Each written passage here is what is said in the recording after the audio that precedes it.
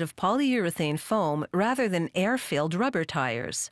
Polyurethane doesn't deteriorate in sunlight, nor does it dry out over time. And if the tire is made entirely of the closed-cell type of foam, the tire won't go flat.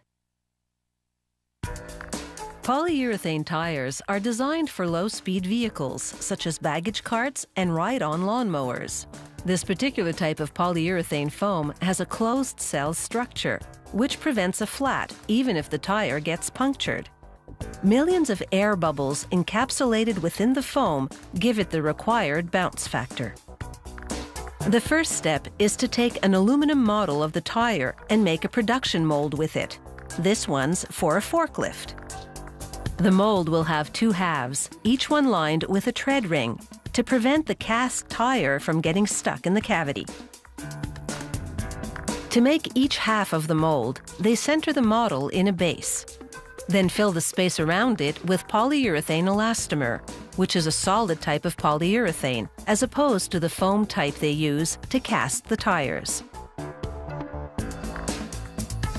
They stir gently to move air bubbles to the top. Then heat those bubbles with a small propane torch to burst them.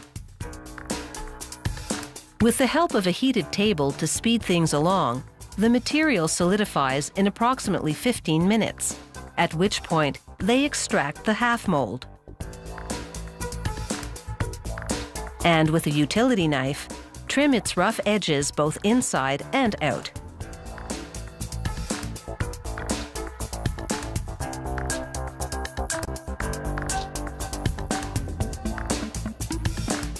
Then they mate the two halves, and the production mold is ready.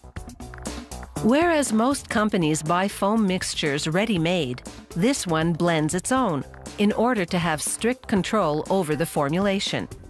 Technicians weigh out the chemical ingredients manually with a high-precision industrial scale that's accurate to within 45 grams. A propeller-shaped blade mixes the ingredients for half an hour, moving everything from top to bottom more than 300 times, and drawing it out of the corners of the container. This ensures the mixture is evenly blended throughout. Before using this foam to cast the tires, a quality control test. They take a sample from the batch and let it rise and set, which takes about a minute. Then they cut a piece of a specific size, weigh it, and calculate the density. If the sample meets specifications, the batch is a go. Just before filling the two halves of the mold with polyurethane foam, they lubricate the cavity with a release agent.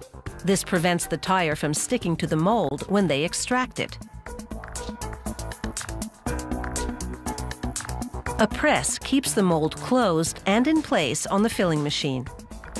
The machine spins the mold while the foam flows into the cavity through a hole at the top. The spinning creates centrifugal force, which distributes the foam into every nook and cranny. In less than a minute, the foam, although not yet fully cured, is solid enough to be extracted. They open the mold, remove the tread ring, then dislodge the cast tire with a short blast of an air gun. They trim the excess foam from the center. It can be ground up to make other products, such as floor mats. Here's what the tire looks like before and after trimming. The polyurethane foam takes 24 more hours to fully cure. Then the tires are ready to roll. This company sells tires with and without painted steel rims. Rim installation is simple. They place the rim on a base, followed by a mounting cone, then the tire. A press snaps the center of the tire over the edge of the rim.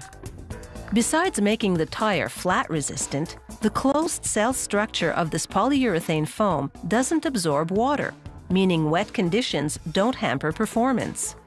The tire is also UV resistant and withstands high abrasion, so it typically lasts 2 to 3 times longer than an air-filled tire used on the same vehicle.